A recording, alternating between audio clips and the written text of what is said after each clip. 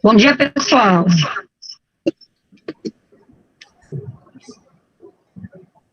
Tá todo mundo aí ouvindo? Se estiverem ouvindo, bota um joinha ali no YouTube, que é para nós começarmos a nossa live.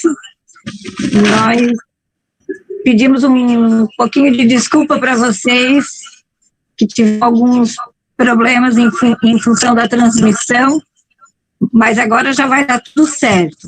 Eu vou fechar o meu microfone, vou deixar com a Fernanda. Nós hoje estamos fazendo a transmissão aqui da minha casa. A Fernanda está na casa dela. Vocês acreditam que também estão vocês, né? Então, eu brinco que nós não somos técnicos, mas neste momento da nossa vida viramos youtubers, viramos técnicos em informática, se viramos nos 30, né? Então, como a gente teve um problema no outro link, vocês vão estar entrando no meu canal, é o canal diferente, não é o canal oficial da prefeitura, que daí eu não consigo, as questões de administrador eu não consigo. E como eu tinha já o meu canal, a Laurinha aqui, a Super Laurinha, conseguiu, aprendemos a fazer a transmissão aí usando o Meet via YouTube aí com outro canal. Então, esse é o nosso compromisso que nós temos com vocês, estava agendado, então a gente sempre tem o plano B, eu brinco sempre com as equipes que precisamos ter o plano B, o A, o C e às vezes até o ABC inteiro, né? Então, tem que fazer dar certo. E essa é a nossa responsabilidade com vocês enquanto grupo, enquanto equipes que acordaram cedo, que estão aí para capacitação, a disponibilidade da Fernanda, que acordou cedo para estar junto conosco, né? Então, eu espero que vocês tenham bons momentos aí de interação. O sistema vai ser o mesmo, pessoal, vocês fazem a Fernanda faz a primeira parte, depois a gente vai passar nos grupos o link do Meet para quem quiser interagir, conversar. Então, e quem quiser fazer pergunta no YouTube também, a gente retransmite para a Fernanda, tá? Que tenhamos uma boa manhã. Em nome da nossa secretária de Educação, que hoje está doente, a gente pede força para ela também, força para a Silvana, que é a nossa coordenadora pedagógica. Enfim, nesse momento estamos todos precisando de apoio, de oração, mas a secretaria não para, o nosso compromisso com vocês não para. Mesmo doente, elas estão em casa torcendo por vocês e acompanhando. Então, boa sorte aí, que a gente esteja feliz, e no final tem mais alguns recados paroquiais e eu entro para falar com vocês. Beijos. Então, bom dia a todos. Obrigada, primeiramente, à Secretaria de Educação pelo convite, ao CMDCA, o Conselho Municipal das Crianças e Adolescentes também, que encabeçou esse projeto. Aí para a Solange, né, nossa presidente do CMDCA, a secretária de Educação, meu agradecimento pelo convite também, Simone e Laura, que me ajudaram aqui na parte técnica, que realmente tem sido um desafio para todos nós, mas eu acredito que esperamos que compense, né, no final. E Para quem não, ontem me pediram um videozinho de apresentação, e para quem não assistiu, meu nome é Fernanda Maia, sou psicóloga, servidora pública aqui do município de Criciúma, atuo há cerca de uns 7 anos na Secretaria de Assistência. Na verdade, se eu contar até antes da minha formação, faz uns 10 anos que eu atuo na Secretaria, comecei como estagiária, e hoje eu sou técnica de referência do CREAS, que é um centro de referência especializado de assistência social, que é o CREAS, que atende aí mulheres, idosos, pessoas com deficiência, mas também atende crianças e adolescentes vítimas de violência. Esse é o nosso tema hoje, para a gente estar conversando a respeito, e eu agradeço a participação de todos, né, desde a Simone estava me passando aqui, que tem serventes escolares, estagiários, professores, motoristas, todo o pessoal que trabalha aí na área da educação, o pessoal do CMDCA, o pessoal da Secretaria de Assistência, que talvez alguns estejam assistindo também. Eu agradeço aí a participação de todos e espero, de fato, contribuir um pouquinho aí para esse conhecimento a respeito de criança e adolescente na esfera aí de violência num todo, né? Violência psicológica, física, sexual. Então, outro ponto que eu queria ressaltar é que eu estou muito contente e grata por estar abrindo esse projeto, porque essa minha fala, ela inicia um projeto que a gente conseguiu aprovar na parceria com o Ministério Público ano passado, do qual eu sinto muito orgulho, junto com a Secretaria de Saúde, Educação, Assistência Social e o CMDCA, numa solicitação do Conselho, do Ministério Público, que a gente pensasse aí num projeto grande de capacitação para toda a rede é todas as secretarias, todo o sistema de garantias de direitos da criança e adolescente. Então vai entrar aí delegacia, o próprio Ministério Público, o Poder Judiciário, para que Conselho Tutelar, daqui a pouco, para que a gente possa o quê? Pensar aí numa força-tarefa de como se capacitar para atender as nossas crianças e adolescentes aqui no município de Criciúma, né? Hoje a gente tem muitas dificuldades, limitações para o atendimento dessas crianças, e muitas permanecem, às vezes, em situação de violência, porque falta muita capacitação, preparo nosso de saber lidar com essa situação. Então, o que a Solange me pediu hoje é para a gente iniciar esse momento com uma sensibilização. E daí eu digo para vocês que eu trabalho há cerca de 7 anos diretamente com crianças vítimas de violência e adolescentes, e eu encaro isso mais do que um trabalho, mais uma missão de vida, porque quando a gente olha para os dados, eles são absurdos. Para vocês terem uma noção, mês passado a gente atendeu 67 crianças vítimas de violência no CREAS, e pasmem, mas a maior parte dos casos violência sexual. Então, é um assunto muito sério, a gente está falando de crianças, adolescentes que precisam, sim, de todos nós. E, contrário do que às vezes se pensa, não é só do psicólogo, do assistente social. Quando a gente pensa em rede de proteção, a gente precisa de todos, desde estagiário, desde a pessoa que está lá na recepção, numa secretaria, desde a pessoa que está na recepção de uma escola, do motorista, porque todos nós, em um certo momento, temos contato com criança e adolescente. E a rede de proteção, eu já vou conversar mais um pouquinho sobre isso, mas ela vai partir de 3 esferas: da família, da sociedade, e daí da sociedade sou eu, Fernanda, não é nem a psicóloga Fernanda, é a pessoa que faz a merenda na escola, mas não é só a pessoa que está ali fazendo a merenda, é a Paula, a Roberta, a pessoa em si, antes de ter uma profissão, antes de fazer parte do serviço público. A sociedade somos todos nós, e o Estado, e daí o Estado, o que é? Somos nós, funcionários da prefeitura. E nós, funcionários da prefeitura, os funcionários do Estado e os funcionários do governo federal. Todos nós, na busca de garantir aí o que as nossas crianças e adolescentes precisam. Então, a minha fala hoje vai ser mais no sentido de introduzir esse tema, entender o que é criança e adolescente, que fase é essa de vida, o que eles precisam para se desenvolver e o que a legislação diz a respeito disso, para num segundo momento, que eu acho que vai ser semana que vem ou na outra, a gente conversar sobre violência, os tipos de violência, o que acontece, porque quando a gente tem esse conhecimento, a gente começa a enxergar, né? Eu vou dar um exemplo para vocês. Uma pessoa está grávida, ela começa a ver um monte de pessoas grávidas na rua, Então, a criança e adolescente vítima de violência não é diferente. Se você consegue ter esse conhecimento e entender que existem crianças e adolescentes em situação de violência, você começa a enxergar aquilo que aos nossos olhos estava vendado. Infelizmente, a gente naturaliza, acha normal, às vezes, uma criança sofrer uma violência. E quando a gente está atento sobre isso, consciente, a gente começa a identificar, abre a nossa mente. E daí, no terceiro encontro, que é o nosso último encontro, eu vou explicar de uma forma bem simples, que não é algo pavoroso, como as pessoas pensam, quando uma criança vem e encontra uma situação de violência. Normalmente, a nossa expressão é de pavor. E, na verdade, existem formas da gente conseguir lidar com isso bem tranquilas. Existem pessoas que a gente pode acionar que vão estar capacitadas para isso. E daí eu vou explicar para vocês como ouvir uma criança vítima de violência sem se apavorar e saber o que fazer, certo? Então, vão ser 3 encontros com esse sentido. O encontro de hoje, como eu falei, a gente vai tentar entender que mundo é esse de criança e adolescentes. Então, eu queria iniciar com a possibilidade de uma pequena atividade bem simples, tá?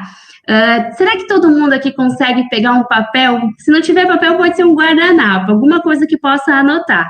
Uma caneta, um lápis. Será que é possível? Se eu der um minutinho? A Simone pode me dar um ok, se for possível.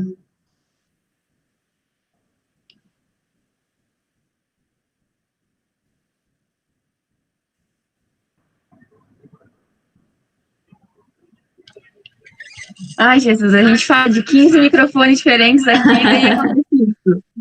Mas eu tô olhando aqui no chat, porque é um pouquinho atrasado. O que o pessoal tá respondendo? Tô falando sim, ó. Ok, ótimo. Então, um minutinho para pegar um lápis e uma caneta. Isso. Quem já pegou, eu já vou dar a instrução, depois eu vou repetir. É simples, eu só quero que vocês lembrem de um momento muito bacana, um momento que marcou vocês positivamente na infância, e botem no papel. Pode ser qualquer coisa, pode ser uma comida bacana, pode ser um dia bacana, pode ser um passeio bacana, pode ser estar com a família, qualquer memória, imagem que marcou a infância de vocês de forma positiva. Se não quiser anotar, eu prefiro que anote para fazer parte da nossa atividade, que depois eu vou usar esse papel. Eu prefiro que todos anotem, na verdade. Daí só vão me dando um ok se vocês conseguiram fazer ou se ficaram com alguma dúvida. Ó, aqui tá todo mundo falando ok, que tá na mão e que estão fazendo. Maravilha, então. É um momento bacana, algo que marcou positivamente a sua infância, colocar no papel. Pode ser uma linha, 2 linhas. Tem gente que gosta de escrever um texto, não tem problema. Vou aguardar aqui um pouquinho vocês.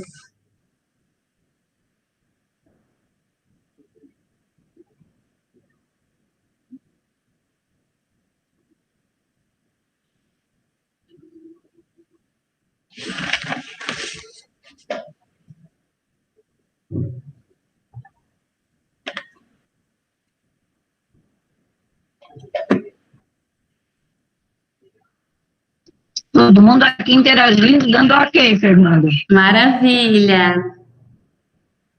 Eu até vou aproveitar para dizer que, como eu sou psicóloga, às vezes a gente usa umas palavras difíceis, termos técnicos que a gente chama, mas se algum momento eu falar algo que vocês não entenderam, escrevam aí no chat, a Simone me remete e eu esclareço, tá? Se eu usar algum termo, alguma fala que vocês não compreendam, vocês podem remeter ali para a Simone, que ela vai estar me informando e eu vou estar explicando o que eu quis dizer com aquilo. Eu estou tentando me monitorar para falar uma linguagem bem simples para que todos consigam compreender. Mas se eu me equivocar, porque às vezes também não é consciente, vocês podem puxar a orelha e dizer ali para a Simone que eu explico, tá? Bem tranquilo isso. Até porque se vocês também tiverem dúvidas e quiserem ao longo do tempo colocar para a Simone, ela me remete e a gente vai conversando também.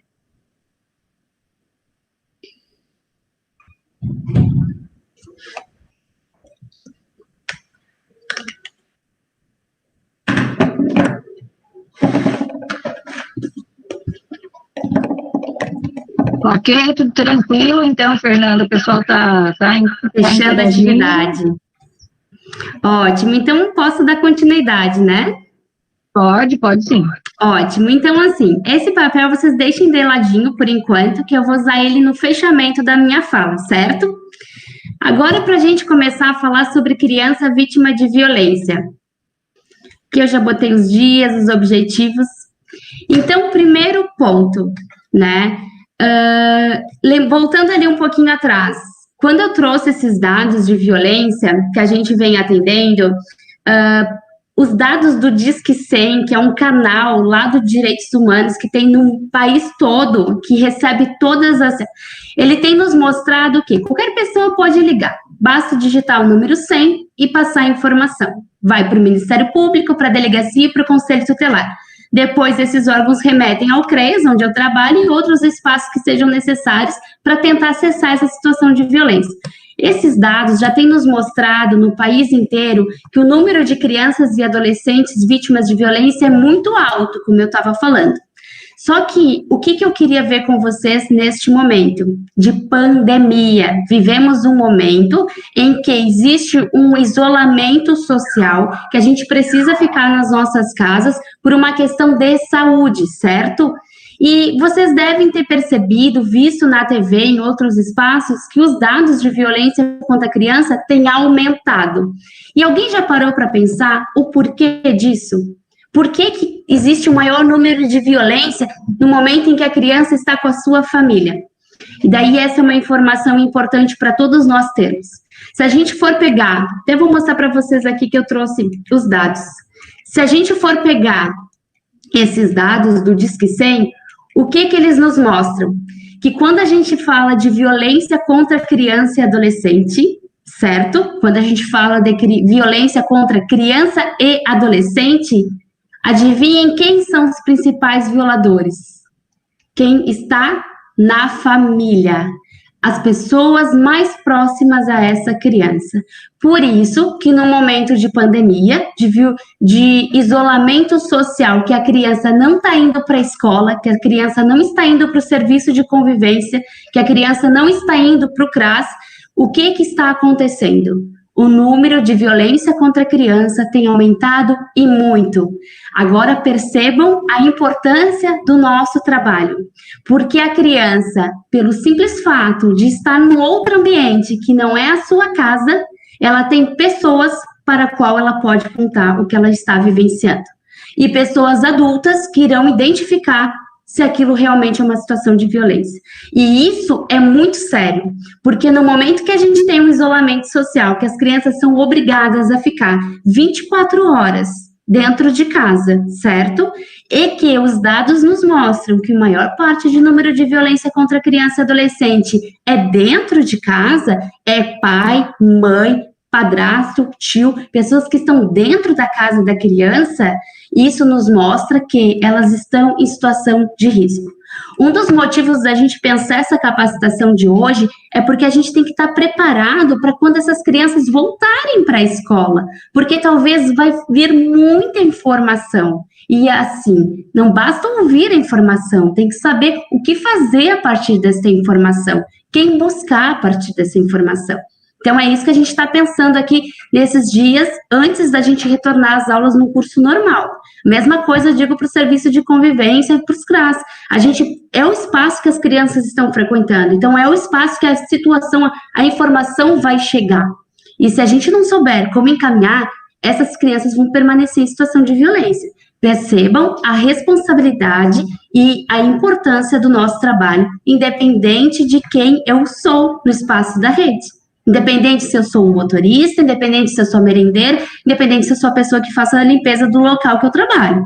Isso é muito importante, certo?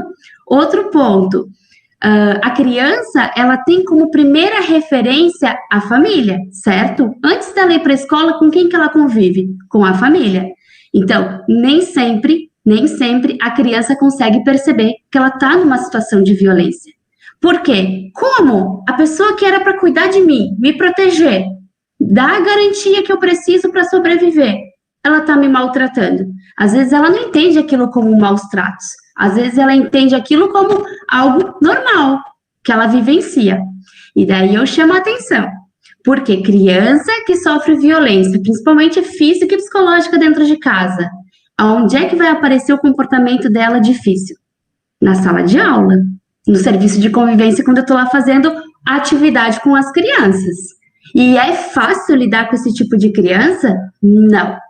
É a criança que a gente chama, que tem, eu ouço muitos nomes que eu até nem quero repetir, mas é a criança problema, vou dar um exemplo. E, na verdade, é a criança que mais precisa de nós, mais precisa de um olhar atento, mais precisa de atenção, cuidado e proteção. Por quê? Por que tudo isso? Porque na ausência, como eu falei lá na frente, 3 pessoas passam a ser responsáveis pela criança: família, sociedade e Estado. Estado somos nós. Todos nós que trabalhamos na prefeitura somos Estado. Todos nós temos responsabilidade de garantir os direitos da criança e adolescente, certo? Então, ela vai precisar do nosso olhar atento para saber se aquele comportamento agressivo que ela está apresentando não tem uma violência por trás. E é nossa responsabilidade enquanto adultos, porque, como eu disse, nem sempre a criança vai identificar que ela está sofrendo violência, porque para ela aquilo é normal, porque os principais agressores são os pais, os tios, os avós, os padrões, certo? Então, o que é ser criança e adolescente? Antes disso, até antes de perguntar o que é ser criança e adolescente, que está bem claro lá no Estatuto da Criança e Adolescente, eu gostaria de desconstruir mais uma questãozinha. Até vou contar uma historinha para vocês. Em 1990, no ano que eu nasci, a gente conseguiu aprovar o ECA, que é o Estatuto da Criança e Adolescente. O que é o ECA? É um monte de lei juntas para proteger a criança e o adolescente. Só que o que eu escuto por aí? E eu acho que vocês também. Normalmente a gente escuta que o ECA, ele veio para proteger a criança, para deixar ela numa posição de autoridade sobre os pais, para tirar a responsabilidade dos pais, para tirar o poder deles sobre a criança, para transformar a sociedade numa coisa. Certo? É o que a gente escuta. Mas atenção e cuidado, porque nem tudo que a gente escuta é real. E eu vou contar uma historinha para vocês entenderem que o ECA, ele é extremamente importante no que eu estou falando hoje. Ele é extremamente importante para a gente conseguir garantir que as nossas crianças tenham alimentação na mesa, para que as nossas crianças não passem frio, para que as nossas crianças tenham uma família. Ele é extremamente importante. Então, antes de 1990, a gente tinha o Código de Menores. Esse Código de Menores era o que ditava as regras de como eu vou fazer com uma criança que está em situação de rua. Hoje, pergunta para vocês, a gente encontra criança em situação de rua mesmo, essa pessoa está em situação de rua. A gente encontra adultos ainda em Criciúma, bastante, mas criança em situação de rua a gente encontra? Se encontra é raro, porque muito diferente de antes do ECA, a gente tinha muitas crianças em situação de rua, passando fome, sem ter nada, passando frio nessas noites frias. A gente não tinha serviços, políticas públicas, programas que cuidassem dessa criança. Por quê? Porque a responsabilidade estava toda na família. Se a família não deu conta, ela que errou. Se a criança está numa situação de rua e roubando, problema da criança. Aliás, ela tem que ser punida por isso. Essa era a visão do Código de Menores. Para quem sobrava esse código? Para criança pobre, humilde, que não tinha dinheiro e não tinha uma família com estrutura, organização familiar para dar conta dos seus direitos e protegê-la. Porque a criança que nascia num espaço tranquilo, numa família que estudava, tinha conhecimento, ok, ela estava lá protegida. Mas aquela criança que nasceu num espaço, num contexto de vida familiar, social ruim, ela tinha que ser aplicado o Código de Menores. Então, a gente tinha aí crianças que ficavam em espaços como mini presídios, situações absurdas. E percebam que o Estatuto da Criança e Adolescente, ele não veio assim de uma hora para outra, ele surgiu, que linda essa lei, vamos aplicar. Não. Este mês, ele completa 30 anos de existência. 30 anos. Meu Deus, vou fazer 30. Ai, voltando. 30 anos de existência. E a gente tem que olhar para trás e perceber no que a gente evoluiu e no que a gente ainda precisa melhorar, e muito. Porque quando eu volto ali e mostro para vocês que ainda tem muita criança sofrendo violência, é muita mesmo. E é longe? Não, é aqui nos nossos olhos, é na cidade de Criciúma. Violência física, sexual, psicológica, todos os dias. Sofre muita criança ainda. 30 anos depois que eu disse que tem uma lei para protegê-las. Então, pensem antes da lei como é que era.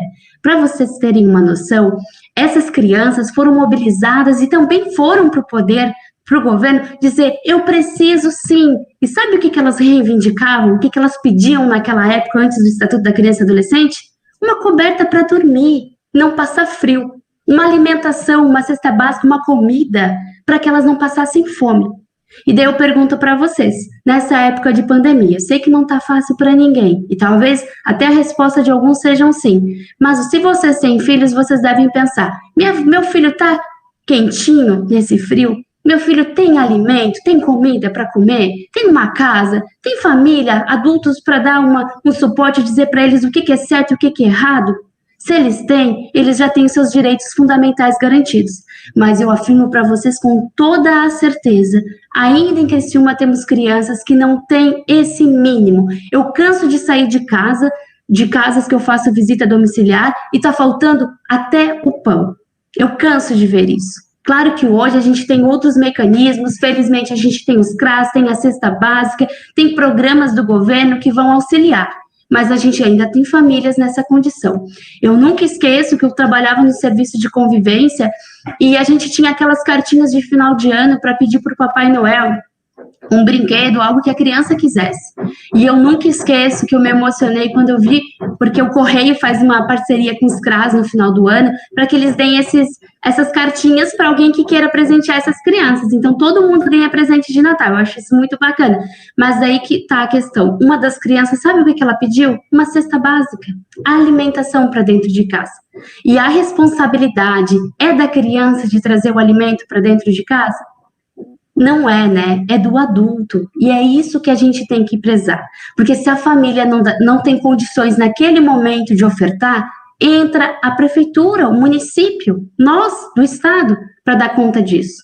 Então, a gente nunca pode culpabilizar a criança, como no Código de Menores culpabilizava. Está nessa condição porque não teve sorte, não quis saber de nada da vida. E agora eu vou explicar para vocês o que é ser criança e adolescente e por que a gente não pode culpar a criança dela estar nessa condição. Justamente porque quando a gente fala de criança e adolescente, a gente tem que entender que a maior parte das violências está dentro de casa. Os pais são os principais responsáveis, como eu falei. Mas é o mais importante para a gente entender aqui. A criança está numa fase de desenvolvimento. O que isso quer dizer? Isso quer dizer que ela é muito pequena e o adolescente também ainda não tem a mente, o cérebro formado para entender o que é bom e o que não é bom.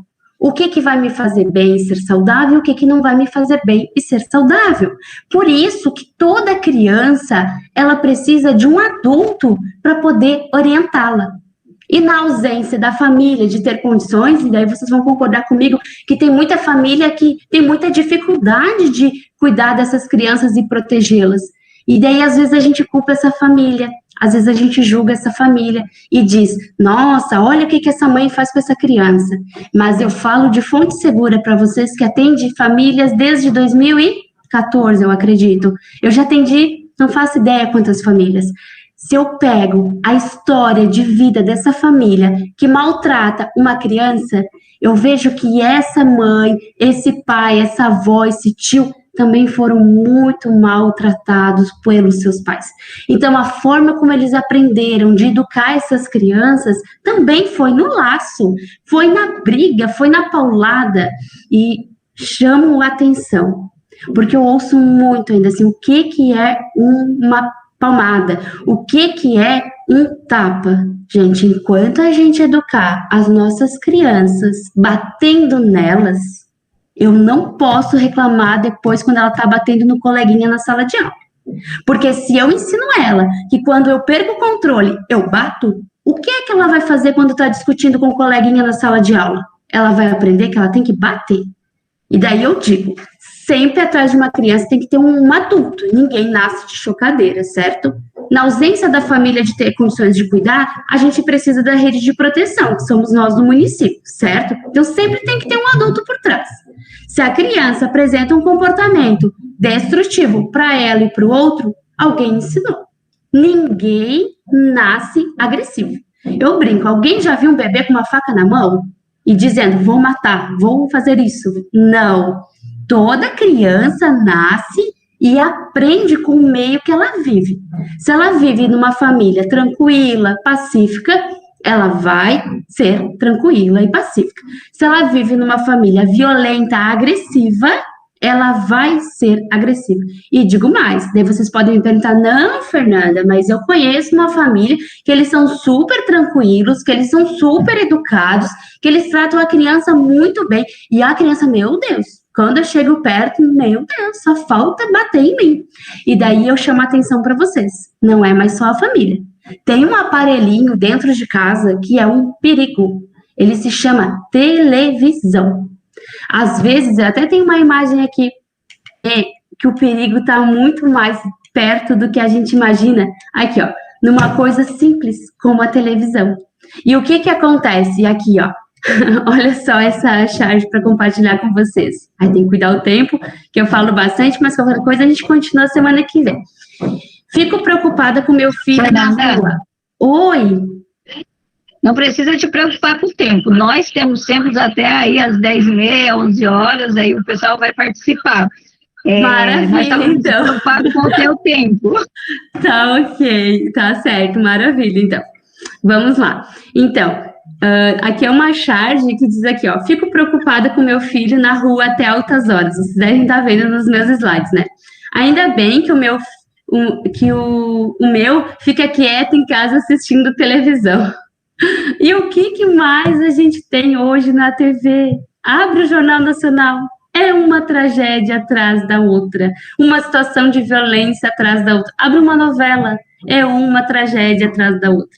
Então, assim, ó, prestem muita atenção que a violência, ela não está fora, ela não está lá no lugar externo, ela está aqui dentro, da forma como a gente age no nosso dia a dia. Quando eu grito, eu quero impor o que eu acho para o meu filho. Quando eu pego um chinelo e bato nele, porque eu quero que ele faça o que eu desejo. Quando eu... Pior, né? Violência sexual, quando eu acho que eu sou dono do meu filho e eu posso abusar dele sexualmente. Gente, a violência tá aí, tá na nossa forma de falar com o outro. E, infelizmente, ela é tão natural, ela se torna algo que a gente comete violência com um colega de trabalho, quando eu respondo torto, faço ele se sentir mal o resto do dia. Que a gente comete violência com o nosso filho quando a gente tira alguma coisa que ele quer e não explica por quê. Que a gente comete violência com uma pessoa que está com a gente como companheiro. Porque a violência, ela está muito impregnada, ela está muito no dia a dia nosso, na forma de se relacionar. E é isso que a gente tem que mudar. Eu sempre pontuo, quando eu olho a história de uma família, eu vejo que tem violência em várias gerações, eu penso, é o momento de quebrar agora, para que a próxima geração, essas crianças que estão vindo, elas consigam educar e cuidar dos filhos de uma forma mais amorosa e cuidadosa e protetiva. Isso é uma tarefa fácil? Não é. Mas percebam, a responsabilidade está nas nossas mãos, enquanto sociedade. É nos nossos comportamentos do dia a dia. É a forma como eu falo com uma criança lá na sala de aula, ou quando ela está brincando no corredor da escola, ou dentro do serviço de convivência, e ao invés de eu colocar a questão de autoridade, eu já vou explicar isso para vocês, eu quero impor, eu grito com ela. Então, ali eu estou desrespeitando, eu também estou violando direitos, certo?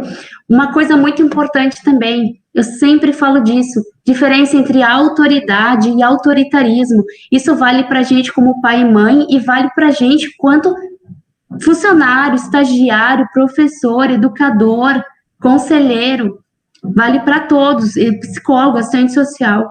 Autoridade é quando eu sou referência para a criança, é quando o meu sim é sim, o meu não é não. É quando essa criança, ela respeita o que eu digo para ela fazer, porque ela me respeita, ela respeita a minha opinião. E será que é com violência que eu alcanço isso? Autoritarismo, sim, é quando eu quero impor, eu quero controlar a partir da minha força por ser adulto, de eu saber que eu tenho controle sobre a criança no grito ou no tapa. Isso é autoritarismo.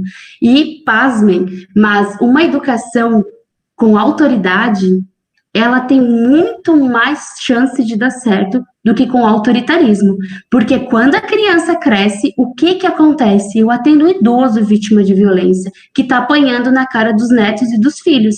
E daí eu olho o histórico e eu digo para vocês, 90% dos casos de idosos vítimas de violência que eu atendo, eles foram violadores de direitos. Então, quando perde a força, a raiva vem com tudo. E isso é muito sério. Percebam que tu pode ter o controle de um período da vida. Depois que tu perde esse controle, acabou. Isso se torna um ambiente de família violento, um ambiente de uma escola violento, um ambiente de um serviço de convivência violento. Então, a autoridade, ela tem muito mais valor. É fácil ser autoridade ao invés de autoritário? Não é. Exige da gente diálogo, conversa, paciência, tranquilidade de sentar com aquela criança e dizer, opa, o que está acontecendo que tu tá tão agressivo? Opa, por que tu fizeste isso? Deixa eu compreender aqui e vamos conversar sobre isso. E às vezes eu vou ter que dizer uma vez, 2 vezes, 3 vezes, então dá muito mais trabalho. Mas eu estou construindo uma cultura de uma escola, uma cultura de um serviço de convivência, uma cultura de uma casa pacífica, baseada na paz, na tranquilidade, no amor. Ao invés de eu ter o controle o tempo todo no berro e no grito, e eu gero um ambiente de estresse para todo mundo que está ali dentro. E o pior de tudo, que daí eu vou mostrar para vocês, já existem pesquisas que mostram que um ambiente de violência para uma criança, deixa eu só voltar aqui um pouquinho, ele interfere não é só no comportamento que a gente vê, não é só na forma como ela se mostra no dia a dia dela, ele interfere também aqui, na parte cognitiva, na forma como o cérebro se forma. Olha a diferença aqui. Aqui tá aparecendo um negocinho, deixa eu ver se eu consigo ocultar. Ocultei. O cérebro da criança é maior e mais uniforme que a criança negligenciada. A criança amada tem o cérebro maior e mais desenvolvido que a criança amada. As áreas escuras mais intensas do cérebro da direita são os espaços vazios. Como a violência, então, interfere no bem-estar do desenvolvimento da criança e do adolescente? Percebam que até na formação física do corpo interfere. Daí aquela criança chega na escola com 6 anos, 5 anos, 6 anos, eu acho que agora não consegue aprender. Ah, mas que criança horrível esse termo. Vou só repetir para vocês entenderem. Criança burra, não aprende nada.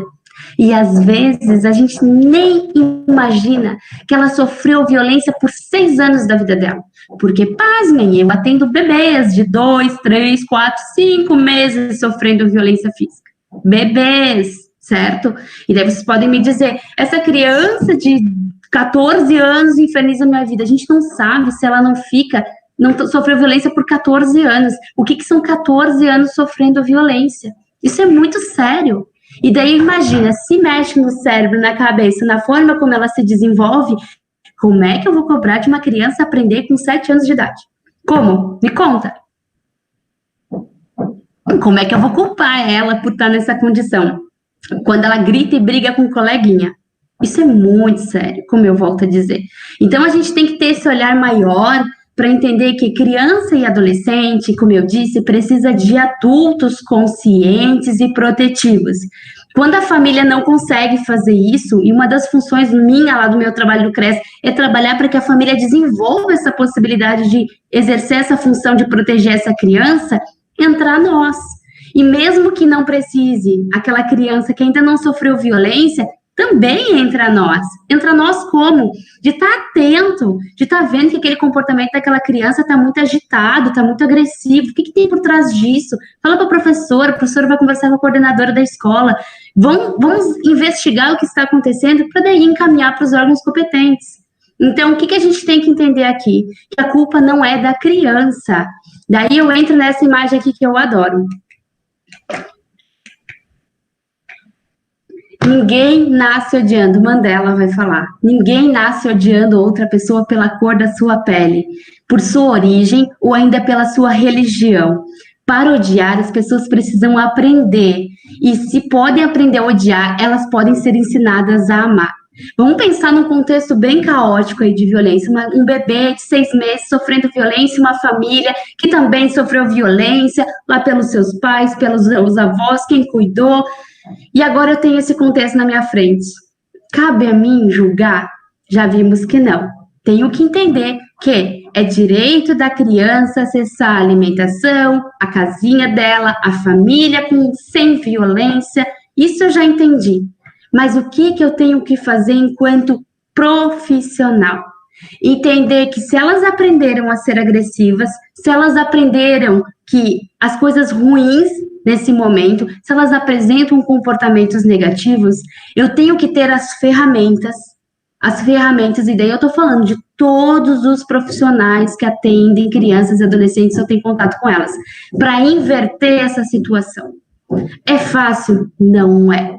É simples? Também não. É possível? Sim, é possível. Em 7 anos que eu atendo crianças e adolescentes, há um dado muito bacana. 2 grupos familiares que eu precisei encaminhar para um abrigamento, que eles não conseguiram se trabalhar, melhorar enquanto família e dar condições de cuidados para essas crianças e adolescentes. 2. Eu teria que fazer um cálculo para ver quantas famílias eu já atendi, porque foram muitas. Então, assim, tem como trabalhar essa família? Tem. E daí, o que eu preciso, e muito de todos vocês? Que identifique essa situação quanto antes. E é isso que a gente vai trabalhar no próximo encontro. Porque para chegar esse caso até mim, eu preciso que tenham pessoas aí na ponta, em CRAS, em educação, em escolas, na unidade de saúde, que consigam, no Conselho de Direitos da Criança e Adolescente, identificar o quanto antes. Porque quanto mais eu deixo uma criança exposta a uma situação de violência, mais difícil de reverter o caso. Quanto mais uma família é agressiva, mais difícil de desconstruir esse comportamento dessa família para um olhar protetivo, cuidadoso. Então, a importância do trabalho de vocês é fundamental para executar o meu trabalho do Conselho Tutelar, da Delegacia ou do Ministério Público. Sem vocês, a gente não consegue nem ter acesso a essas crianças. Eu não estou na comunidade, a minha equipe que trabalha em CREAS não está na comunidade para ver essas situações acontecerem. Quem está no dia a dia com as crianças são vocês. Então, percebam a importância de o quanto antes identificar, para a gente não ter danos cerebrais, para a gente não ter comportamentos agressivos em sala de aula, para a gente não ter comportamentos, gente, absurdos, mortes de crianças. Por que vocês acham que a lei Menino Bernardo foi criada? Precisou uma criança ser morta, ela chegou aí pedir para o juiz ajuda. Pediu e não foi ouvida. Ela precisou ser morta para a gente criar no nosso país uma lei que protege criança vítima de violência física. Precisou ser morta, isso é muito sério. Enquanto a gente pode agir antes, a gente pode agir na prevenção, a gente pode agir no momento que a situação de violência começa a acontecer, porque a gente está vendo sintomas. Mas como eu disse, semana que vem eu vou explicar para vocês como é que a gente vê, porque às vezes a gente está vendado porque não é uma cena comum no nosso dia a dia. E daí a gente não enxerga, igual a mulher que não está grávida ainda, ela não enxerga as grávidas. Depois que ela está grávida, ela só vê a pessoa grávida na frente dela. Então, é a mesma coisa, quando a gente abre a mente para entender o que é violência contra a criança, a gente começa a enxergar e a gente vê a criança que está lá no sinal pedindo comida e a gente nunca tinha visto ela antes. Para mim é um horror, né, porque eu ando em Criciúma e eu enxergo várias situações o tempo todo, mas é um horror em partes, porque dói, mas ao mesmo tempo, o que eu faço com essa dor? Eu transformo ela em ação. Eu atendo, eu trabalho para que a gente consiga acessar essas situações. E vocês vão me dizer assim, ai, Fernanda, mas é tanta criança, no máximo eu vou atingir 2 ou 3. Cara, são 2 ou 3 vidas. São 2 ou 3 crianças que tu tira de uma situação de violência, que vai transformar o futuro delas, que vão ter seus filhos e já vão tratar de outra forma. Então, percebam quanto é importante o nosso trabalho. E é como eu disse, é de todos, não é só meu, não é só da delegacia, não é só do Ministério Público, é de todos nós. E eu penso que, assim, pessoas engajadas, que realmente tenham esse olhar frente à situação de violência, entender que criança está numa fase de desenvolvimento, precisa de um adulto para proteger, na ausência da família, tem que ter nós da sociedade, na ausência da sociedade, ou na presença da sociedade, mas que não consegue lidar. O Estado entra, nós, funcionários, conseguimos identificar, encaminhamos para os lugares certos, que eu vou explicar também ali na frente. A gente tem o quê? Uma sociedade bem mais protetiva. A gente tem um grupo de pessoas que está trabalhando como uma missão de vida, como eu disse inicialmente, para que a gente possa, de fato, efetivar o que o ECA traz há 30 anos e que a gente vê que melhorou, mas ainda está longe. A gente já não vê mais criança em situação de rua, mas a gente ainda vê criança passando fome, a gente ainda vê criança sendo violentada, a gente ainda vê 67 casos atendidos no CREAS mês passado de crianças vítimas de violência, e a maioria é violência sexual. Então é isso que a gente tem que romper. E essa rede de proteção que a gente vai falar, aí espero que por uns longos anos, dentro dessa capacitação macro que está iniciando hoje, é para que a gente entenda que todo mundo tem responsabilidade.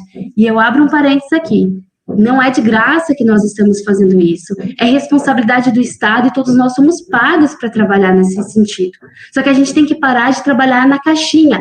Eu sou a professora que ensina matemática. Sim, mas é um aluno que está na minha frente. Eu sou a pessoa da merenda que faz a comida. Maravilha! Está garantindo um direito aí da criança de acesso à educação e aprender, um direito da criança de acesso à alimentação. O motorista que traz a criança até a sala de aula está garantindo um direito de transporte público para a criança acessar a sala de aula. Percebam que o tempo todo a gente está lidando com que direitos. E o que o ECA traduz são os direitos fundamentais da criança e adolescente. Eu atendo lá no CREAS uma criança vítima de violência, acesso à situação de violência. É direito da criança viver num ambiente familiar tranquilo. Eu estou lá no CREAS, eu estou trabalhando a prevenção, fazendo grupos com as famílias para que elas entendam o que é violência. Eu estou prevenindo que situações de crianças vítimas de violência não perpetuem.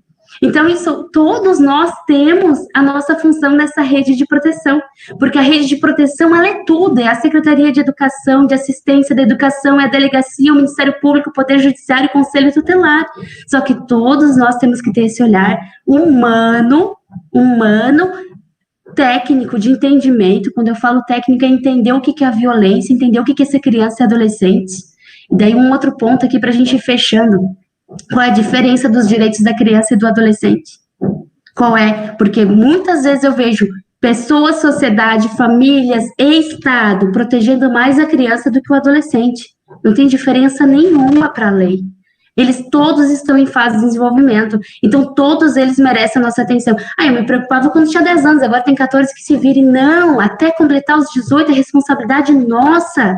E percebam, se os dados contra criança e adolescente vítimas de violência estão altos, todos nós temos responsabilidade nisso. Nós enquanto pais, nós enquanto técnicos, nós enquanto funcionários de uma prefeitura. Porque nós somos funcionários públicos, nós atendemos o público, e é nossa responsabilidade transformar aquilo que está de direito violado para o acesso a direitos. Daí eu volto a dizer, o motorista faz a criança acessar o direito, o higienizador faz a criança acessar o direito de um espaço limpo, organizado, para que ela tenha condições de aprender. O professor faz a criança acessar o direito quando ele ensina e a criança consegue aprender de fato. O psicólogo faz acessar direito quando dá um atendimento de saúde na unidade de saúde, que dá as condições para que ele se desenvolva. Nós, da Secretaria de Assistência, fazemos acessar direitos de alimentação, acessar direitos de habitação, acessar direitos de cessação de violação de direitos. Então, percebam que todos nós fazemos parte. O Conselho de Direitos faz parte dessa rede, quando ele fiscaliza e monitora as políticas públicas que existem e as que têm ausência no município e que precisam ser implantadas. Todos nós fazemos parte dessa rede. E percebam que se alguém furar, alguém não fizer a sua parte, não digo que tudo vai por água abaixo, mas algumas crianças ainda vão ficar presas nessa rede e não vão ter o atendimento devido, e ainda vão ter e permanecer numa situação de violência. Para encerrar, e a gente abrir para as perguntas, vocês perdoem que eu me empolgo falando, mas é que é um assunto que mexe comigo, vocês já devem ter percebido, mas que bom que mexe, porque mexe para o bem, mexe para fazer cada dia mais eu querer aprender e me apropriar disso tudo para poder realmente intervir de forma mais coerente. E eu digo para vocês, é fácil? Não é. No início, quando eu entrei, eu quebrei muita cara. Eu tive muita dificuldade, principalmente nas situações de violência sexual. Eu pensava, meu Deus, o que eu vou fazer? Essa criança, com essa situação, eu li o papel e pensava, respirava, vou atrás de aprender como é que faz isso de uma forma mais tranquila. Por isso que é um prazer para mim estar hoje aqui, podendo compartilhar com vocês e tentar fazer com que vocês não passem tanto perrengue como eu passei no início da minha carreira, quando eu comecei a atender crianças vítimas de violência. Só que o trabalho de vocês do início, da ponta, é muito simples. Eu vou explicar para vocês, vocês vão ver que é muito simples ouvir uma criança, é muito simples. E vocês vão até se surpreender o quão simples é. E vão perceber depois que, por mais simples que seja, o quão responsável e importante é esse trabalho para que a gente garanta aí a proteção das crianças e adolescentes. Então, eu fecho aqui dizendo que um mundo melhor para as crianças e adolescentes, ele está nas nossas mãos. Uma lei no papel como ECA não é suficiente. É um passo muito importante, mas não é suficiente. Quem executa ela, bota ela em prática, somos todos nós, desde o motorista até um secretário, todos nós. Então, eu abro para perguntas, para considerações, quem quiser dar a sua opinião também é sempre muito bem-vinda, porque eu sempre acabo aprendendo também, no momento que eu estou passando um pouquinho do que eu sei, e eu acho que esse momento é muito válido para quê? Para reflexão. Ah, desculpa, antes de eu terminar minha fala, eu quero voltar lá na atividade inicial. Ô, Simone, tu pode me dar um ok se o pessoal tudo conseguir pegar a folhinha na mão, assim? Sim, vamos esperar eles responder, então o pessoal respondam aqui no chat do YouTube, que daí eu já vou te informando. Tá, ok. Pessoal, dê um joinha aí se tá tudo ok, se vocês já fizeram a atividade inicial, que a Fernanda quer interagir com vocês.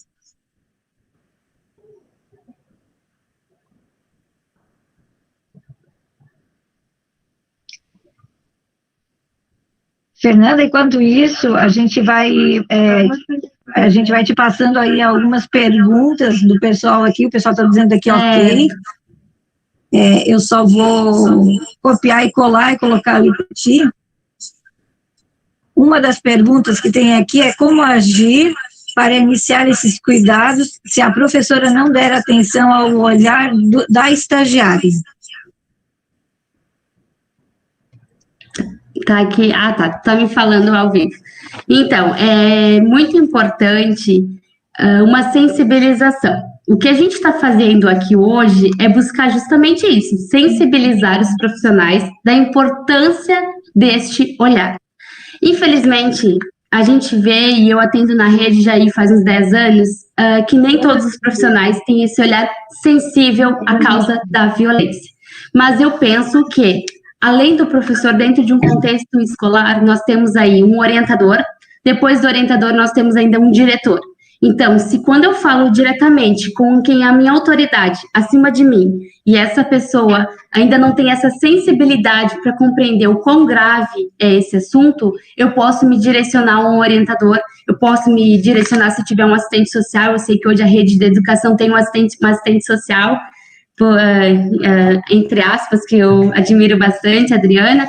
Então, eu acredito que existem outras pessoas do qual eu posso ter acesso e estar discutindo esse assunto, pedindo a opinião e pensando em alternativas.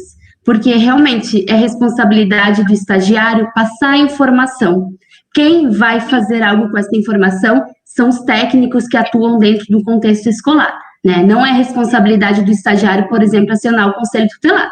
É responsabilidade do professor, em comunicar a direção da escola e o orientador, junto com a direção, tomar as medidas cabíveis.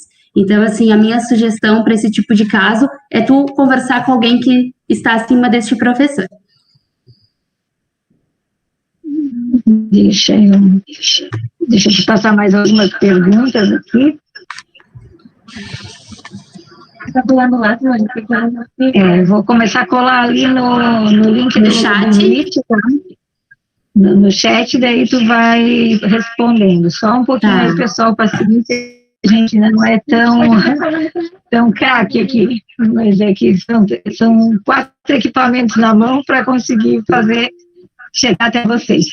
Mas está indo ali, foi uma pergunta, eu não vou citar nomes, aí estou vendo aqui. Como agir se tem um caso... Opa! Pode responder que eu vou passando as perguntas. A pergunta é, como agir Como agir se tem um caso perto da gente e não consegue ajudar? Então, tem vários mecanismos aí de informação. O conselho tutelar é um desses mecanismos, mas as pessoas, pela nossa cultura de naturalizar a violência ao mesmo tempo, essa coisa, não vou me meter no que é no espaço da outra família, foi criado um canal do Disque 100, como eu falei no início. Basta digitar o número 100 e passar a informação. Essa informação vai para uma ouvidoria que é nacional, fica lá em Brasília. Tu não precisa se identificar. Tu vai passar o quê? O nome da criança, tu vai passar a situação de violência que ela está enfrentando e, se possível, o endereço e o contato. Se possível, não, o endereço é fundamental. Pelo menos o endereço ou um contato telefônico, porque as equipes vão conseguir entrar em contato com essa família e fazer as intervenções cabíveis. Então, o que todos nós, enquanto sociedade, podemos fazer? Passar a informação adiante. Isso já é um belo passo para que essas crianças consigam chegar no atendimento necessário. Então, Disque 100, pega o celular, 100, passa a informação. Maiores informações que puder. Diz que não quer se identificar e tá tudo ok. Vai chegar essa informação ao serviço para atendimento. Se preferir, liga direto para o Conselho Tutelar. Tem uma situação assim, assim, assim, aqui, eu estou fazendo essa notificação, porque um outro ponto importante, gente, eu não tenho certeza absoluta que essa situação está acontecendo, eu acredito que possa acontecer, mas se eu encaminhar, imagina, o cara vai ser preso, uma violência sexual. Gente, não é assim que funciona. Quando eu notifico, eu, cidadã, notifico uma informação para o Conselho Tutelar, ou para algum órgão, como o CMDCA, ou para o Disque 100, o que vai ser feito? Uma visita técnica para entender o que está acontecendo. E sim, não, tem uma possibilidade de violência sexual, encaminhada à delegacia. Registro de boletim de ocorrência é só um registro. Imagina se toda pessoa que registrasse um boletim de ocorrência, o cara fosse preso, ou a mulher fosse presa. Imagina, a gente teria uma população enorme encarcerada. Na verdade, o BO é só um registro. Quem vai investigar, existem vários investigadores dentro da delegacia que vão investigar junto com exames que eles vão fazer de profilaxia, EML, para verificar se aquela situação realmente aconteceu. Então, não fiquem com a preocupação de não passar a informação à frente, com o medo de que aquilo não seja real. Na verdade, quem tem competência técnica para investigar é a delegacia, certo? Meu pai era um homem ríspido, enérgico, às vezes apanhávamos, mas nenhum dos 5 filhos virou bandido. Não sou a favor da violência e sim do castigo, tirar algo que a criança gosta para disciplinar. Então, essa fala aqui é muito comum também, né? E, assim, dá para dizer que toda criança que vai ser vítima de violência vai sofrer as consequências no futuro? Não, também não posso generalizar. A mesma coisa de eu dizer que toda criança que foi abusada vai abusar de alguém. Isso não é real. Isso é um mito, é uma crença. Mas o que acontece? A pessoa ainda tem muita clareza que trouxe isso, porque o que ela diz? Existe uma educação que se chama educação positiva, se vocês forem dar uma olhada, psicologia positiva, educação positiva, que ela vai trabalhar o quê? Sinceramente, quer castigo maior para uma criança do que tirar a telinha dela hoje em dia, tirar o computador ou o tablet? Isso para ela vai ser, meu Deus, né? Como é que sobrevive sem o celular? Quer ver adolescente? Então, às vezes, uma atitude, tipo, se você fizer isso, conversa com a criança, não compreendeu, bom, então agora o seu celular, eu vou estar aqui com ele, certo? E vou lhe devolver assim que a situação melhorar, enfim. Você está dando, sim, o limite, que é aquele da autoridade que eu falei inicialmente, sim é sim ou não, não. Chama atenção, não adianta, tirei o celular, a criança chora, pega de volta. Ali tu perdeu a tua autoridade. Ali a criança pode fazer de gato e sapato, porque ela não entende o que é certo, o que é ruim. Como ela está em fase de desenvolvimento, quem dita o que é bom, o que não é bom para ela, somos nós adultos, que estamos com a mente formada e com desenvolvimento posto. Então, o que acontece? Tu é a referência para o teu filho. Quando tu diz sim, tem que dizer sim. Quando dizer não, tem que dizer não. E que bom, felizmente também eu digo a mesma coisa, que nem todas as crianças vão ficar com traumas e problemas na vida futura, mas é óbvio que a gente tem que ter prevenção, porque um tapa hoje, amanhã um menino bernaca, e isso me preocupa muito. Vamos lá, outra questão, como faço para me livrar de traumas de infância? Já superei, mas não esqueci. Gente, isso é muito importante, um atendimento psicológico, clínico, um psicólogo, ele pode auxiliar muito nesse processo. Por quê? Porque a gente tem que entender que nossos pais, por muitas vezes, eles fizeram o melhor que eles podiam dentro das condições que eles tinham, com o aprendizado que eles tiveram, com a forma como eles também foram tratados. Então, esse movimento de olhar para a nossa história de vida, conseguir perdoar e seguir em frente, ele é essencial. Por quê? Porque isso tudo vai continuar nos prendendo a ser um melhor profissional, a ser uma pessoa se desenvolver. Quando a gente fica preso em traumas, a gente não consegue se desenvolver. Só que também tem um olhar atento de que a nossa família, ela fez o que estava dentro das condições, como eu expliquei para vocês anteriormente. Muitas famílias sofreram violência, então o que elas têm para oferecer é violência. Eu brinco que a gente tem várias caixinhas na mente, e daí abre a caixinha do amor, tá vazia, abre a caixinha da raiva, tá lotada, abre a caixinha da violência física, tá lotada. Então, o que eu tenho para oferecer dentro das minhas caixinhas é o que eu vou ofertar para os meus filhos. Então, assim, até às vezes uma conversa aberta com os nossos pais, isso é bem importante, para que eles consigam compreender. Às vezes eles nem viram que erraram, às vezes chega no nosso serviço muitos pais assim, mas o que eu fiz? Eu não fiz nada demais, e às vezes a criança está ali em risco quase de vida. Então, assim, é muito importante o diálogo e muito importante o acompanhamento psicoterapêutico. Tanto que todas as crianças que passam pelo nosso serviço, uma das coisas que a gente sempre olha é, precisa de um atendimento psicológico, né? E a gente já faz esse encaminhamento. Então, eu sugiro que a pessoa busque o atendimento psicológico. Quando pais dizem as palmadas da educação, isso existe mesmo ou se tratar de violência? Então, eu sempre faço uma pergunta quando vem esse assunto. Bato ou não bato? Gente, se a criança, ela tem, vamos pensar de 0 a 3 anos de idade, ela é pequenininha, os professores me ajudam que entendem mais do que eu dessa parte de desenvolvimento. Se ela tem de condições de compreender por que está apanhando, se ela tem condições de compreender por que ela está apanhando, eu devo conversar ao invés de bater. Porque ela tem que compreender o que ela fez e deixar de fazer. Agora, se a criança não tem condições de compreender, de ter um diálogo comigo, por que ela está apanhando, muito menos ela tem condições de compreender o tapa que ela está ganhando. Então, assim, por que eu vou bater? Isso é algo que vem da nossa sociedade histórico. É histórico. A violência, tanto que, gente, hoje a gente tem uma lei, e muitas vezes quando tu vê um vídeo de um cachorrinho todo machucado, todo mundo se apavora. Percebam que a nossa sociedade, ela se escandaliza mais com bater num animal do que num ser humano. Isso é muito sério, não estou dizendo que tem que bater em bicho, sou totalmente contra. O animal, ele tem que ser cuidado da mesma forma que ele não tem consciência. Agora, a criança, em fase de desenvolvimento, ela está aprendendo muitas coisas que nós temos consciência, ela não tem. Por que a gente ainda acha normal bater em criança?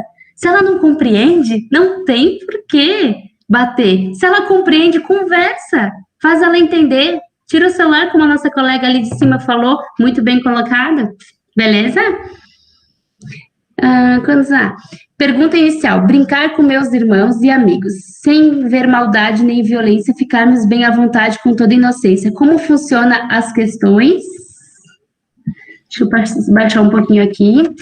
De investigação, de veracidade de fatos, se caso nós observarmos crianças em situações precárias, em situação sem comida e sem roupa para vestir, o que fazer? Eu deixo minha família vendo desenho, filtro para a idade dela, é perigoso? Assim, várias perguntas aqui, então. Na verdade, como eu disse, criança e adolescente estão numa fase de desenvolvimento que nem tudo eles têm percepção. A maldade da violência sexual, por exemplo, a maldade, comportamento que não é correto, que não é saudável, né? Traduzindo aí em maldade, tá aqui na mente do adulto. Por isso que eu chamo atenção. Quando eu tenho uma adolescente de 16 anos que foi vítima de violência sexual, gente, se não foi consentido, é violência sexual. Porque quem tem que ter a consciência de que isso é violência, somos nós adultos, não adolescentes, certo? Então, assim, uma brincadeira entre primos e tal, tá conhecendo o corpo. Tem a parte saudável disso tudo? Tem. Agora, o que eu chamo a atenção, eu tenho visto muito irmãos, um abusar sexualmente do outro. O conselho tutelar tem encaminhado muitos casos. Mas aí tu vai olhar o histórico, o que tu te traduz daquilo. Um irmãozinho já foi violentado por um tio lá, tá com a sexualidade extremamente aguçada e acaba fazendo isso com o irmãozinho. E por que isso acontece? Porque não foi trabalhada a saúde mental desse que foi violentado, certo? E daí o adulto violentou uma criança e a criança violenta a outra. E daí é culpa dessa criança? que foi violentada, que a sexualidade dela está aguçada? Não é, gente. Como é que eu vou dizer que esse é o agressor e essa é a vítima? Ambos são vítimas. Então, o que eu tenho que pensar? Na saúde mental desta criança aqui. Então, assim, é uma linha tênue, uma linha bem, talvez, fina para a gente tentar separar aqui o que é saudável e o que não é. Descobrir o corpo, entender entre crianças, assim, sem ter aquela visão de que aquilo é uma violência, ok, a gente vai ter cenas dessa. É bom que os pais respondam o que as crianças perguntam, nunca dar uma aula de violência, de questões sexuais, mas pelo menos responder o que eles perguntam, para que esse assunto seja mais naturalizado, porque percebam, a gente naturaliza a violência e esconde as questões sexuais da nossa sociedade. Falar do corpo, falar sem roupa, tudo isso é muito feio. Tem países aí que o pessoal anda sem roupa nenhuma em praias nudistas e é normal. Então, a nossa cultura, ela traz essa coisa de revelar o corpo. Mas conversar sobre isso com as nossas crianças é muito importante, desde que da forma correta, como eu disse, eu não preciso. E daí a colega, ele coloca, de cuidar com o que a criança vê. Óbvio que uma criança, ela não vai ter um comportamento sexualizado se ela nunca viu cenas de sexo, se ela nunca teve contato com isso, se ela nunca sofreu nenhum tipo de violência. Ela vai ter aquela parte sexual da sexualidade normal, da infância, de descobrir o corpo, o prazer, isso é normal. Agora, não querer fazer sexo com a amiguinha. Então, é isso que tem que nos chamar a atenção. Esse tipo de comportamento que foge de uma lógica do que é esperado por uma criança, né? E para isso, realmente, assim, só aprendendo mesmo e buscando conhecimento. Deixa eu ver se eu respondi tudo. Vendo desenho, se caso nós observamos crianças. Quando observa criança em situação de vulnerabilidade, falta de comida, alimentação, a gente ainda tem a prevenção, né? Porque às vezes a família não está dando condições, não tem condições porque está desempregado, tem uma série de situações que vulnerabilizam. Então a gente tem os CRAS para encaminhar, que é onde, né, não sei se o pessoal aqui do CRAS está ouvindo, mas é onde é os espaços que vão pensar em prevenção de violação de direitos física, psicológica, sexual, mas vão garantir essas necessidades básicas de alimentação, encaminhamento para programas, projetos, e, enfim, que a criança possa ter suprido essas necessidades básicas, assim, né? Agora é diferente da família ter a alimentação toda em casa, mas daí a mãe vende tudo para poder usar cocaína e as crianças estão passando fome, isso já é violação de direitos, daí é direto com nós aqui do CREAS, tá? E Conselho Tutelar. Respondi, né? Eu acredito. Vamos ver aqui, mas tem várias outras.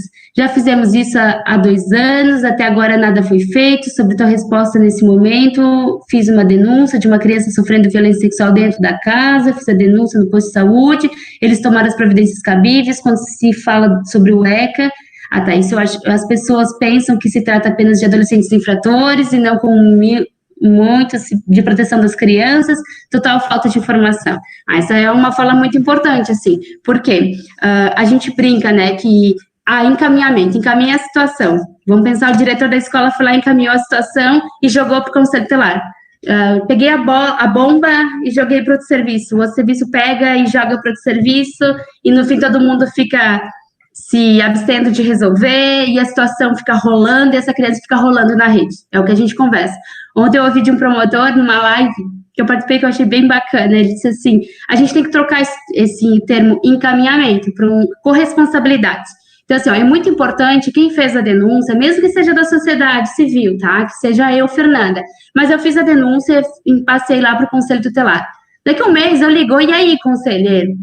Falando que eu falei, e aí, resolveu o meu caso? Isso é a gente protegendo, garantindo que a rede funcione. O CMDCA tem um papel fundamental nisso também, que é ele que fiscaliza as políticas públicas. Daí eu vejo que o Conselho Tutelar não está agindo. Eu tenho que informar o CMDCA, olha, eu caminhei 2, 3 casos aqui da escola X e as situações continuam as mesmas. E aí, quem é que vai agir? O Ministério Público também tem essa função de fiscalização do serviço. Por quê? Porque às vezes o conselheiro até encaminhou para o serviço do CREAS, mas daí está lá no CREAS, está no CRAS, onde quem é que está atendendo? Tem que se garantir que esses casos estejam em atendimento e eficaz. Então, cobrar da rede é nossa função também, fiscalizar, monitorar é nossa função também. Tanto que o Conselho de Direitos da Criança e Adolescente é metade Estado, metade comunidade, sociedade civil. Por quê? Porque todos nós temos aí a função de fiscalizar. Se não está funcionando, gente, vamos cobrar, vamos fazer as coisas acontecerem. Porque realmente, né, a gente sabe que tem N casos de situações de violência contra as crianças que ficam aí enrolados nessa rede e que não são atendidos. Também concordo que é uma total falta de informação, achar que o ECA é só para medida. Aqui em casa, nada disso resolve. Não deveria existir um Disque 100 que caísse direto aqui em Criciúma e vem de Brasília decidir? Na verdade, o que acontece?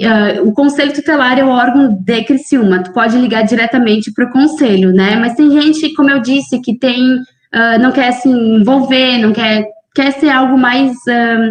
como é que eu posso dizer? Que seja algo mais anônimo. Então, ele prefere para um órgão de Brasília. Foi feito esse Disque 100 justamente para que todas as pessoas pudessem entrar em contato de forma gratuita através de digitar o número 100. Mas dentro de Criciúma nós temos os conselhos tutelares. Os conselhos tutelares são que recebem todas as informações e encaminham para os serviços que são competentes a atender essas crianças vítimas de violência. Então, o Disque 100 ele vai encaminhar, é interessante porque ele encaminha para a delegacia, para o Ministério Público e para o conselho daqui, porque daí ele vai encaminhar para os órgãos do município. Mas a gente também tem dentro de Criciúma o Conselho Tutelar, tá? Gostaria que reforçasse acerca do olhar diferenciado da rede de proteção na busca da prevenção e identificação da violação de direitos e também da necessidade de capacitação da rede para este fim. Então, esse projeto, como eu disse, que a gente está iniciando hoje, é um projeto de capacitação que é aí para o longo de uns 7 anos, né?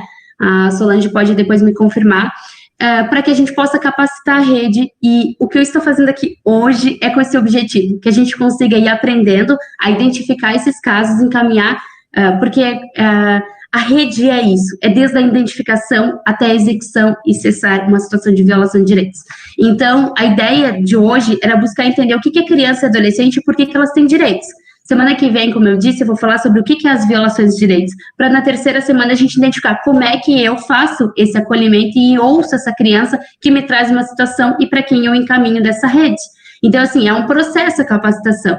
E realmente, assim, essa questão de um olhar diferenciado, de entender que todos nós somos responsáveis, que a questão da proteção da criança e adolescente não depende dela, não depende só da família, mas de todos nós, é o que eu acredito que é um olhar humano, técnico e ético, né? Todos nós profissionais temos que ter esse olhar humano, técnico e ético. E eu brinco agora, ultimamente, dizendo que, além dessas 3 questões, a gente tem que abraçar uma causa, que é a proteção das crianças e adolescentes, porque efetivar os direitos dela ainda tem sido uma luta. Não é à toa que a gente tem 30 anos de ECA aí, e a gente ainda não conseguiu garantir uma sociedade sem violência contra a criança e adolescente, né?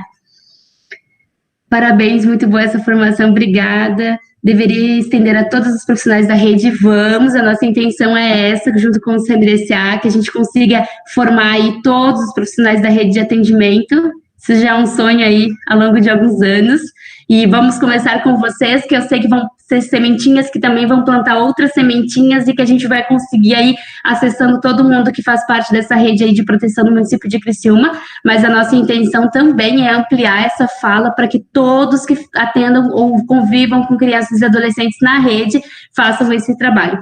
Os CRAS já fazem um trabalho muito bacana, que é com as famílias, de falar sobre esses temas, né, de trabalho infantil, violência sexual, violência psicológica, mas a gente ainda tem que atingir quem atende essas crianças, né? Fernanda, só um minutinho aí com a palavra. Tem muita gente aqui através dos links do YouTube pedindo que isso seja replicado aos pais. Eu acho que a gente pode pactuar aqui com o grupo, tanto de estagiários e servidores, enfim, quem está nos assistindo, de fazer parceria com as escolas, usar esse mesmo canal de comunicação e fazer palestras com os pais. Não sei qual é a disponibilidade tua de tempo à noite, mas eu acho que a gente consegue, porque é o horário noturno que a gente consegue chegar aos pais. Temos exemplos aí de escolas que já estão fazendo alguns trabalhos, inclusive reunião dos pais, com os pais online, onde a participação é maior, quer dizer, o pai não precisa sair de casa, acompanha, né? Então, acho que a gente pode pactuar e ser multiplicadores. Eu me coloco à disposição, a Lainha está aqui do meu lado, também se coloca, acredito. Também me coloca. Sou grande ali, mas o pessoal que faz parte, acredito que também vai estar compactuando com essa ideia, e realmente uma rede, começa por nós. Eu desafio os jovens aqui, que estão participando desse grupo, a fazer parte dessa corrente do bem, a fazer parte dessa mobilização, porque nós só vamos ser uma sociedade melhor se todo mundo se mobilizar em favor de uma causa, e essa causa é muito importante. Tem depoimentos aqui via WhatsApp, via Facebook, que a gente não vai falar aqui ao vivo, mas de pessoas que disseram que a palestra mexe muito com ela. Lógico, com certeza essa pessoa sofreu violência, não teve a mesma oportunidade, não soube quem procurar no momento, não teve ajuda. Então, quanto mais pessoas souberem, quanto mais pessoas estiverem envolvidas, mais apoio essas crianças vão terem, né? Então, é muito importante. E para a nossa próxima live, eu quero ver se eu convido o jovem embaixador Nelson, que ele é de Florianópolis, ele tem uma história muito linda, mas também muito triste, e que é capaz de superar esses problemas. Perfeito. E é possível, sim, dar a volta por cima, por mais que tenha sofrido. Então, ele é um exemplo, assim, vivo, e eu vou convidá-lo para ele participar ao vivo na nossa próxima palestra, digo, Fernanda, que é o tema, né? E tenho certeza que, se ele tiver tempo, ele vai entrar ao vivo conosco. Maravilha. Enfim, é isso, mas tem mais perguntas, Cíntia, eu estou te encaminhando. Tá certo, eu estou aqui lendo e respondendo. E o que eu tenho para dizer para vocês? Esse é um dos motivos que a gente não fala sobre esses assuntos, porque mexe, machuca, incomoda. E eu acolho a dor de todos vocês, principalmente essas pessoas que expõem a sua história para dizer, né, que passou por isso tudo e conseguiu superar. O que eu posso trazer para vocês é que a gente tem que, como eu disse inicialmente, transformar essa dor, essa indignação, essa coisa que incomoda aqui dentro, em transformar vidas, né, em fazer a diferença.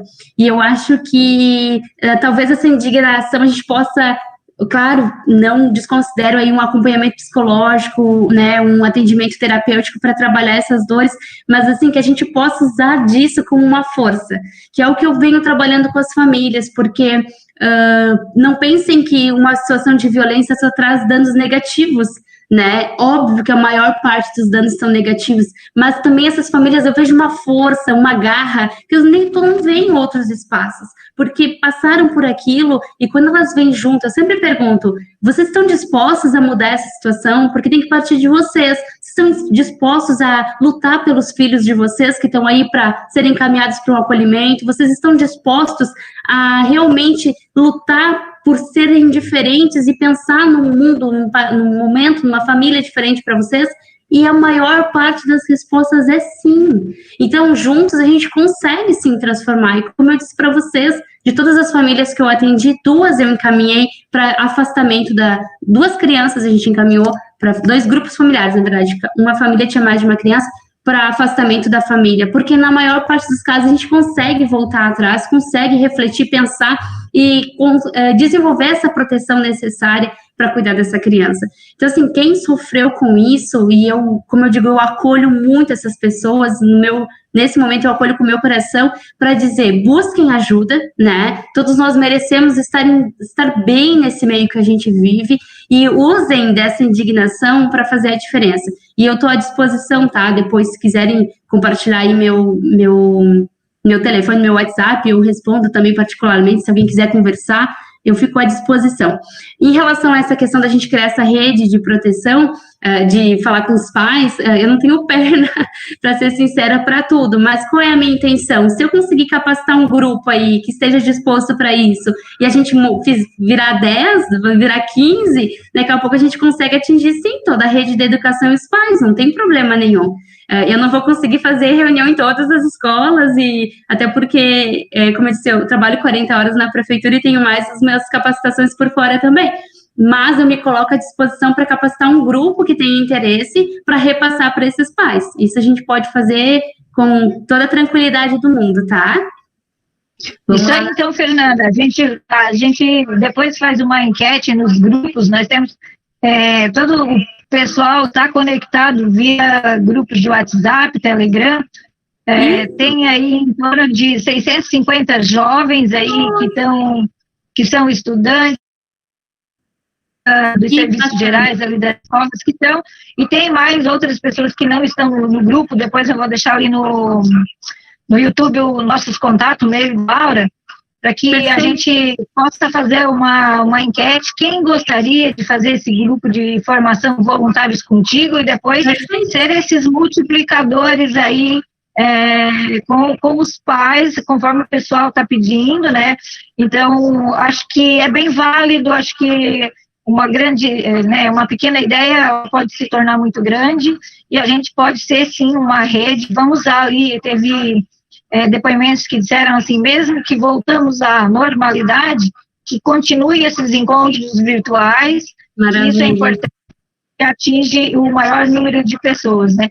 Perfeito. Então, vamos para a nossa parte, e depois a gente faz uma enquete, quem quiser participar, e aí a gente depois volta a conversar contigo, o pessoal do CMCA, né? Eu não sou muito boa em sigla, mas a Solange está ali na secretaria, ela dá os insights, o apoio para...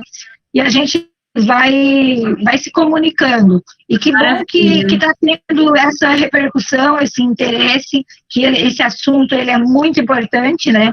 São as marcas que ficam na vida do jovem, do adolescente e do adulto, né? Então, eu sempre digo que ninguém dá aquilo que não recebe, né? Se não recebe amor na infância, dificilmente vai dar amor na vida adulta. Mudar isso, é possível mudar isso. Nelson, que eu quero conversar com vocês, ele é a prova viva de que é possível. Então, perfeito. Desculpa aí, mas é que eu vou metida mesmo. Ai, mas é uma construção. Eu fico muito feliz de criar essa parceria, porque parem e pensem, gente. Se eu tenho 67 crianças que eu atendi semana passada, tá? Vítimas de violência, maioria, se não todos, dos pais. Se a gente começa a trabalhar na prevenção e trabalhar esses pais, eu tenho certeza que o número cai pela metade. Então, isso é um presente, na verdade, né? Eu acredito que a rede é isso, a gente pensa desde a prevenção. Aliás, eu penso que se o nosso país ele tivesse uma pirâmide invertida, a gente teria pensado muito mais na prevenção de todas as situações e qualidade de vida para esses adolescentes, espaços de esporte, lazer, cuidado, proteção, a gente não teria nem a necessidade de ter serviços como o CREAS, né, que é de atendimento à violência contra criança e adolescente. Então, vamos firme nessa questão de prevenir, porque a gente só tem a avançar com isso, com certeza. E o que parece pequeno e simples faz uma diferença enorme. A gente que às vezes não tem noção do tamanho, da dimensão que isso pode ter. Eu achei muito bacana a ideia e compartilho. Vamos lá, porque eu ainda tenho que trabalhar hoje. Então, não costumo bater nos meus filhos, costumo tirar do que gosto. Exemplo, celular, bicicleta, ótimo exemplo. Vemos muitos movimentos em defesa dos animais e quase nenhum em defesa das crianças e adolescentes. Perfeito, perfeito. Vamos lá, vamos levantar e fazer isso agora com as nossas mãos, né? Há também problemas com acesso à internet, de conteúdos pornográficos, eles acessam fácil. Eu acho que vocês acompanharam o jornal essa semana, que fizeram aí a DPCAM, né, a delegacia fez aí, a Polícia Civil, uma varredura aí com situações de pornografia, tanto eu acho que Criciúma e Sara. Então, realmente, isso é uma realidade absurda, e é o cuidado da gente estar sempre monitorando que os nossos filhos estão assistindo, tanto na TV quanto no computador. Bem lembrado, não tinha nem falado da questão da internet. A rede escolar deveria trazer esse tipo de palestras para os pais, ok, foi o que vocês trouxeram aqui, a gente discutiu.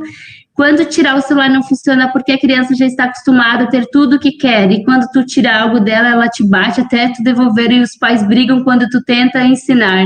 Nossa, isso é muito sério, porque percebam da minha fala anterior, já perdeu a autoridade, né? Daí parte por quê? Para o autoritarismo. Mas esse caso, sinceramente, tá? Eu já iria sugerir que, se os pais não estão dando conta, encaminhar para atendimento psicológico aí da família, porque tem que aprender, sim, a ter formas de educar. Porque imagina, a criança, ela já, quando ela vem agredir um pai e uma mãe, a autoridade de pai e mãe já foi para o espaço, infelizmente, né? Já, não sei aqui, não estou entendendo profundamente esse caso para compreender por que foi para o espaço, mas a gente precisa daí talvez de uma intervenção aí de um profissional de psicologia, daí tem nas unidades de saúde, inclusive gratuitos, né? E temos hoje, felizmente, ótimos profissionais.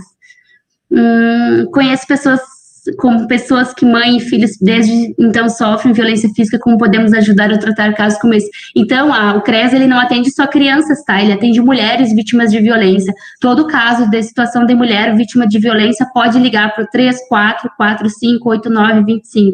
34458925, que é o seu telefone do CREAS, passa o nome, endereço, a gente faz essa visita.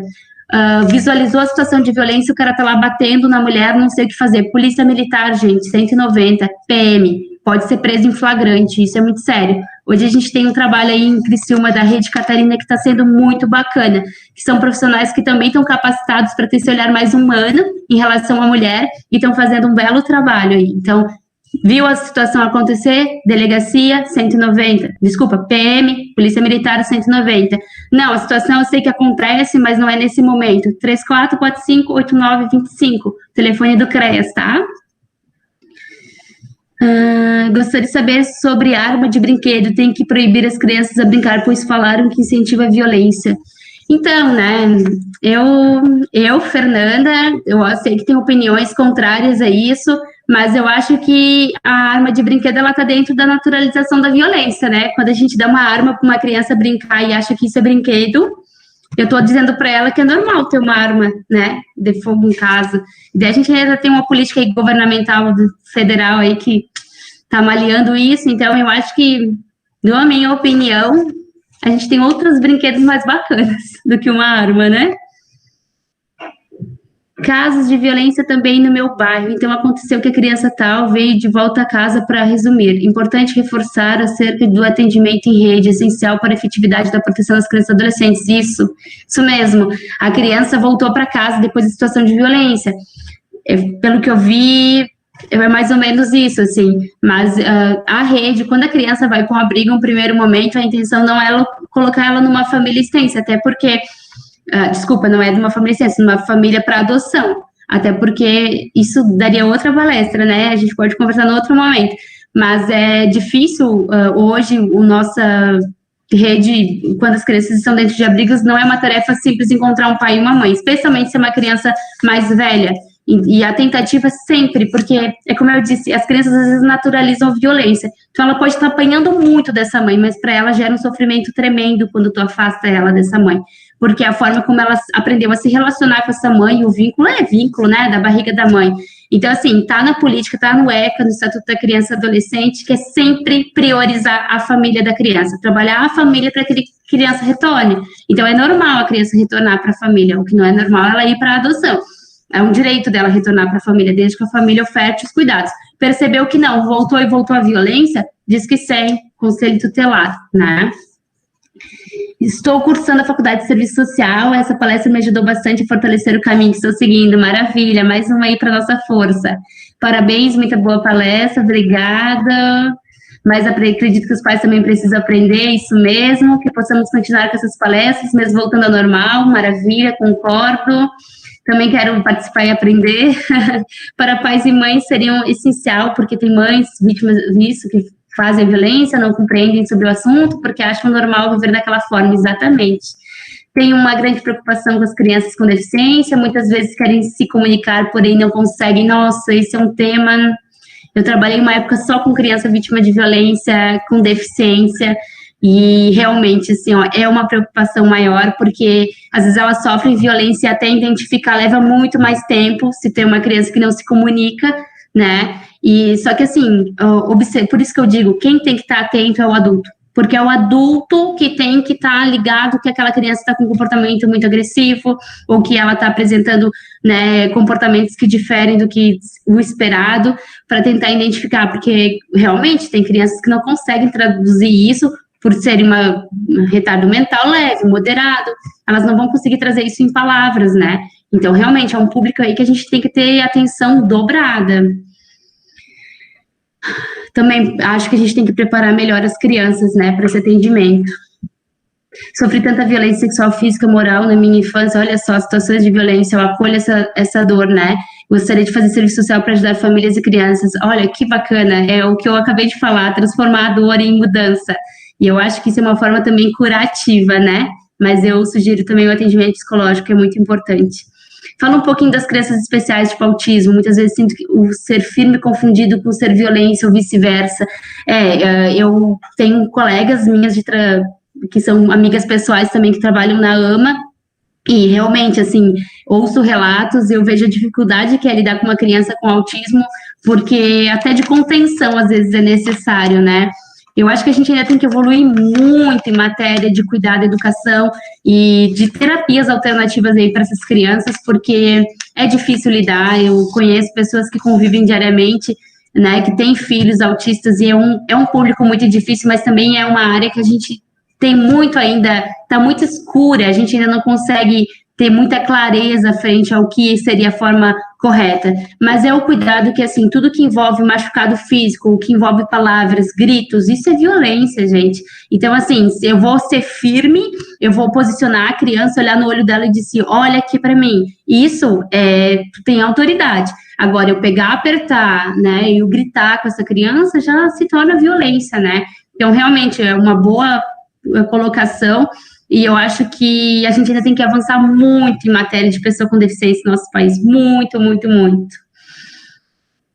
Fernanda, você poderia falar um pouco sobre escuta especial, protegida, sem dano, visto que a criança ou adolescente pode vir a expor algum abuso a qualquer momento e pessoa. Esse assunto a gente vai deixar para o terceiro encontro, que daí eu vou explicar bem certinho para vocês o que é uma escuta especializada e o que é o acolhimento de atender, ouvir essa criança de forma qualificada, tá? Isso aqui, essa perguntinha eu vou guardar, mas podem ter certeza que vocês vão ter resposta no terceiro encontro. Palestra muito aproveitada, obrigada, que maravilha, mas dá muita dor no coração, saber que muitas crianças sofrem maus tratos dentro de casa. Vamos transformar essa dor em poder aí, de força.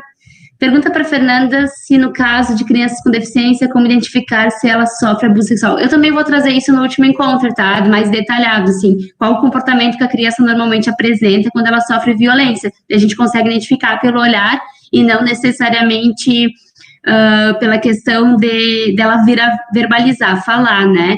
Mas já adianto para vocês, acalmem os corações, porque a gente tem situações de violência, mas também tem muita família protetiva, então não saiam desesperados achando que tem que identificar tudo que é situação, que tudo é violência, que também não é dessa forma que funciona, né? Podem ficar tranquilos, eu acho que é uma caminhada, é um processo, e no último encontro a gente deixa isso claro para vocês, para ficarem tranquilos e saberem de forma pacífica, né, humana, abordar esse assunto. Não precisam, não quero que saiam daqui angustiados, né? Eu quero que vocês saiam daqui atentos, conscientes de que é uma luta grande, mas que a gente, cada um fazendo a sua parte, a gente consegue construir aí uma cultura mais pacífica, tá? Palestra muito bem aproveitada, maravilha.